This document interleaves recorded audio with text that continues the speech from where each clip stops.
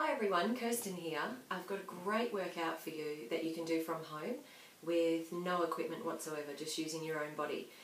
With this workout you are going to need just a little bit of space, so either use your garage, your backyard, your front yard. If you're stuck at home with the kids, run up and down the hallway for that section or walk the hallway. Just find a space that you can utilise. Remember, if you're literally brand new to exercise, just take the easier options all the way through. Take breaks in between if you need to, and just work your way up.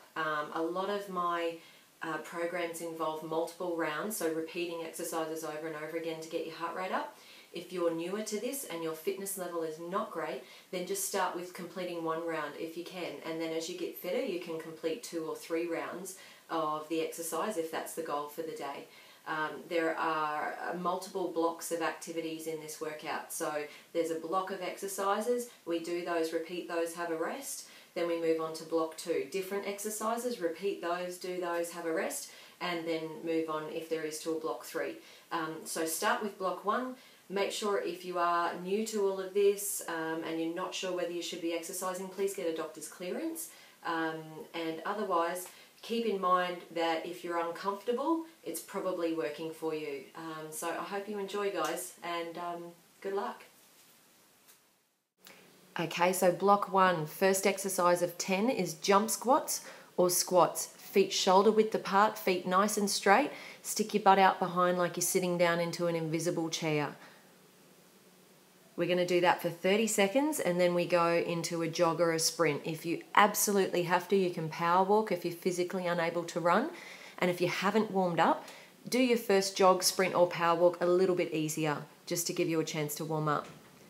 So after we've done that for 30 seconds, exercise 3 is lunge jumps or alternating lunges. So you can lunge forward and back, changing legs, or you can jump those lunges from one leg to the other. Then back to jogging or sprinting again for 30 seconds. So remember, every one of these exercises goes for 30 seconds.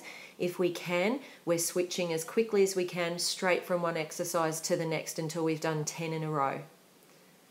Next exercise is high knees or marching knees. So you can either run these as fast as you can, lifting your knees right up to your stomach or your chest, pumping your arms and your legs, or you can march those knees.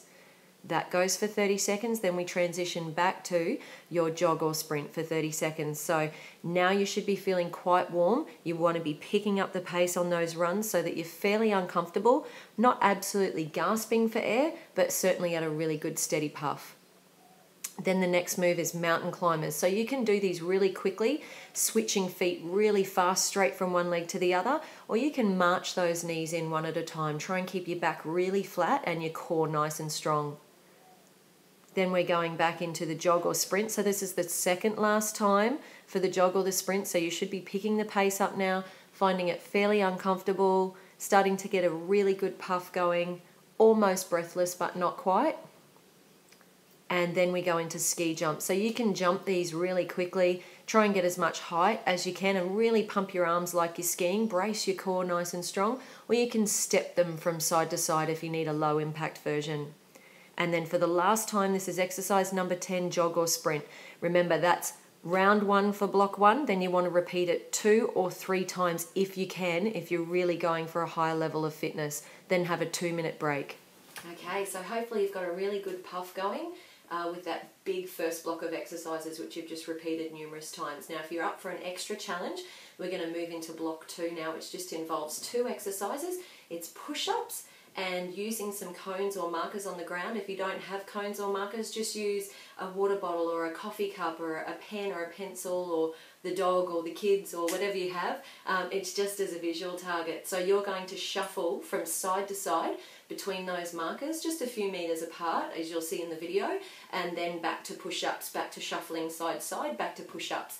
30 seconds on each exercise, and you're going to repeat that 3 times through. So you're just going for 3 minutes this time, not 5 in a row, but you want to go as flat out as you can for those 3 minutes. And at the end of that, we're going to stop and have a 2-minute break before we move through to block 3. Here we go. Okay, so here's block 2. Once again, 30 seconds on each exercise, just 2 exercises to do.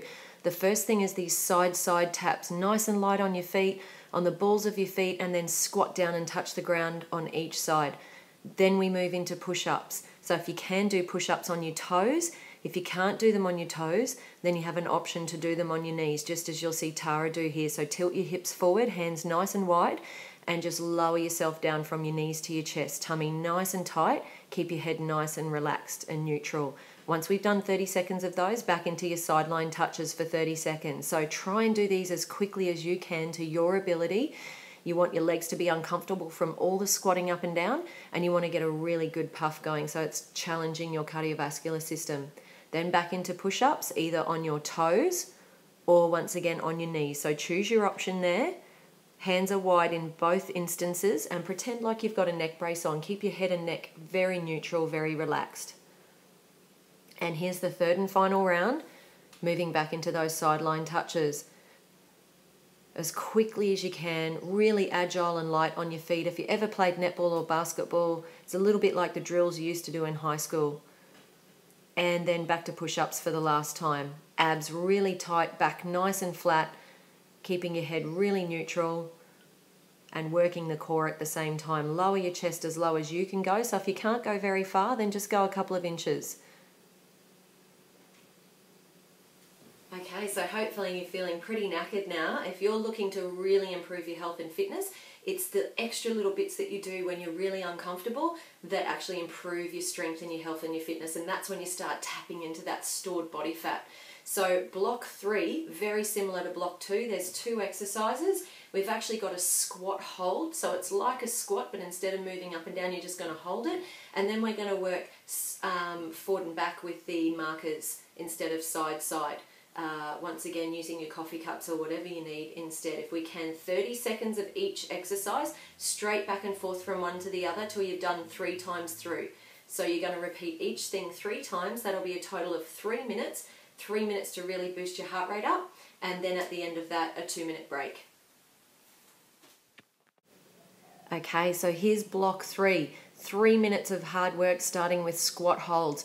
So keep your chest up, your shoulders back, feet are nice and wide, heels are on the ground, stick your butt right out like you're sitting down into an invisible chair, and then just hold it. Your legs are going to burn, they're going to be uncomfortable. After you've done that for 30 seconds, then we're moving into forward and back taps with the markers. So you're going to lunge at the front and lunge at the back every time. I want you to touch the ground if you can. If you can't reach the ground, then just reach towards the ground if you're physically unable to get down that low. But just try and be nice and light and nice and fast on your feet rather than standing flat-footed, really light on your toes.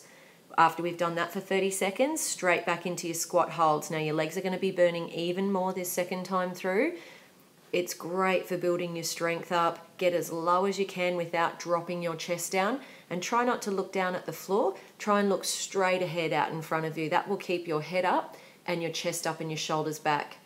Then we go straight back into the forward and back shuffles. Now your legs are going to be burning and they're going to feel heavy from those squat holds.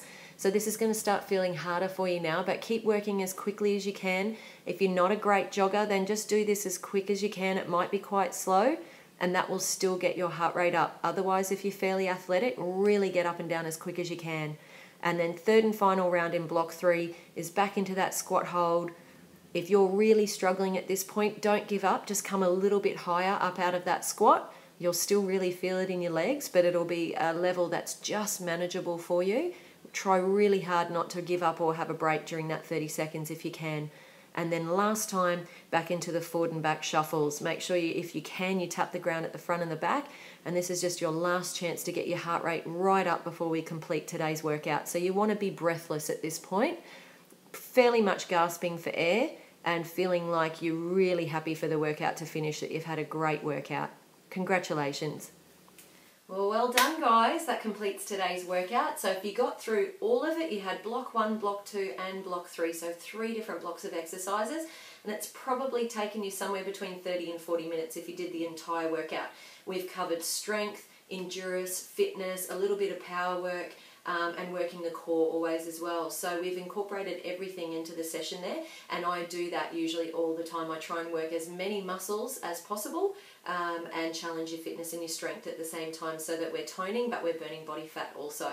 I hope you've really enjoyed that, guys. If you did, please pass this on to any friends, family, whatever. Men can do it as well. I do only target and train ladies, but the workout is appropriate for any man as well. Really love your feedback on the Facebook page, guys, and if you can share this along, that'd be great.